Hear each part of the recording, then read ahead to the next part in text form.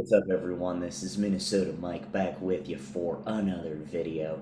This is another one in my vlog series that I do through the Memphis Songwriters Association in conjunction with the blog that I write for them, talking all about songwriting and what has worked for various artists over the course of a handful of years, whether those songs have been hits or not. So, this latest kick that I'm on is talking about what I call productive co writing. And what I mean by that is when a producer is so influential in the creative process when the song is being recorded, not only melodically, although it could be just that, but also lyrically, so that they end up getting credited as a co writer on the song. In my first couple of videos for this particular kick, we talked about the song You Oughta Know by Alanis Morissette, with production and co-writing by Glenn Ballard. And we also looked at the song Never Again by Kelly Clarkson, which was written by her and also Jimmy Messer, who produced the song. So next up, we are going to look at the song Someone Like You by Adele, with co-writing from Mr. Dan Wilson, who is also from Minnesota, like me. Keep in mind my local bias, but regardless of that, Dan Wilson is just phenomenally talented. And if you're not familiar with his work, I hope that you will be a little bit more by the end of me talking about this particular song. So, Someone Like You by Adele is going to be what we're talking about here. Somewhere around October of 2010, Adele was putting the finishing touches on her sophomore effort called 21, on the heels of a breakup with her longtime boyfriend. Although there were slower songs on the record, most people probably remember the single selection for songs like Rolling in the Deep and Rumor Has It, which showcased Adele's power vocals. But it wasn't until Someone Like You was written that she really felt like she could have some closure with the album and the relationship in question.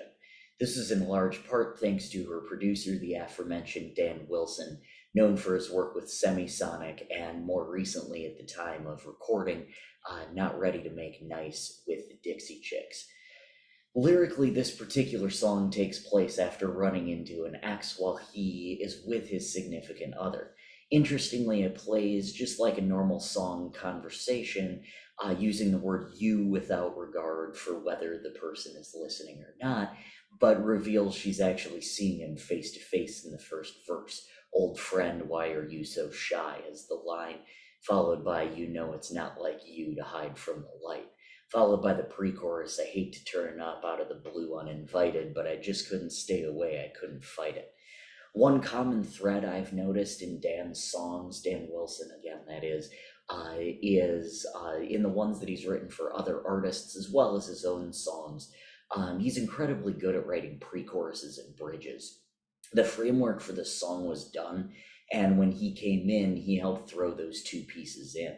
Again, maybe it's my Minnesota bias with Dan being from there as well, but I think that's the strongest part of the song. Those two parts, the bridge and the pre-chorus, are the strongest parts of the song because they really take the song to two different levels when they are sung. Melodically, the song has a distinct piano part that's played throughout.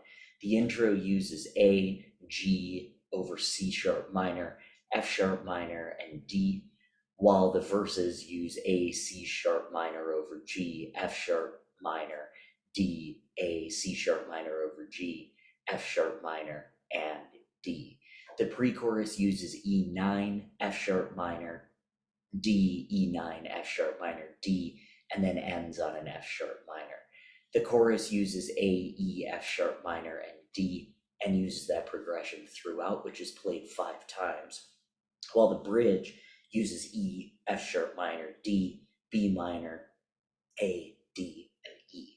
Structurally, the song uses a verse, pre-chorus, chorus, verse, pre-chorus, chorus, bridge, chorus structure.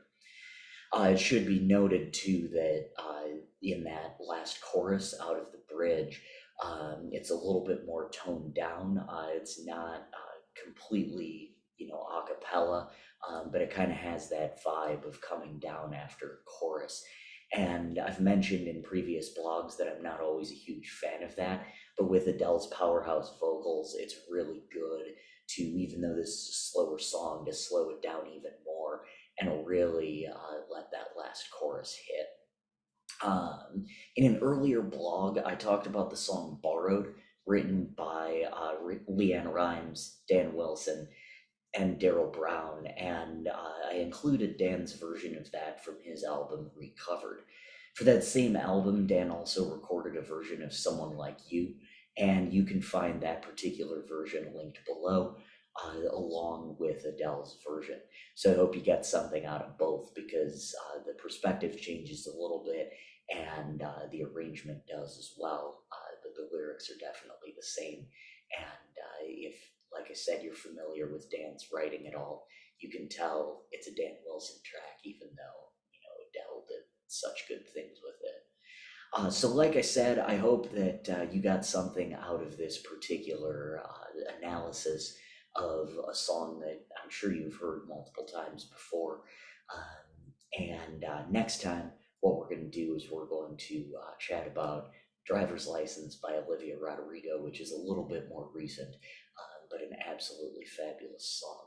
You've been warned I'm going to get really excited about that particular song because it's phenomenal.